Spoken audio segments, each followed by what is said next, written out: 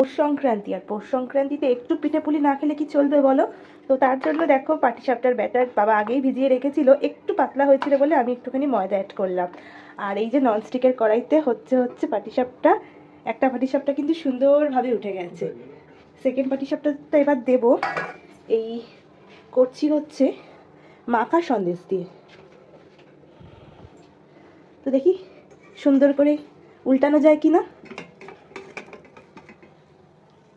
বাহ, সুন্দর করে কিন্তু উল্টানো যাচ্ছে, তার মানে ব্যাটার একদম ঠিকঠাক হয়েছে, তাই তো? তো সবাইকে শুভ মকর সংক্রান্তির অনেক অনেক শুভেচ্ছা, ভালো থাকো। আর এই যে বাপি, শুভ মকর সংক্রান্তি বলে দাও। শুভ মকর সংক্রান্তি, সবাই ভালো থেকো, ভালো করে খাওয়া দাওয়া করো। তো এই যে আমাদের একদম রেডি হয়ে গেল গরম গরম পাটিসাপটা, এবার দুজনে মিলে এনজয় করে খাওয়া যাবে। আর তোমাদের জন্য এখান থেকে পাঠিয়ে দিলাম, দেখো কেমন হয়েছে। অল্প করেই করা হলো, কারণ খাওয়ার লোক নেই, দুজনেই খাওয়া হবে।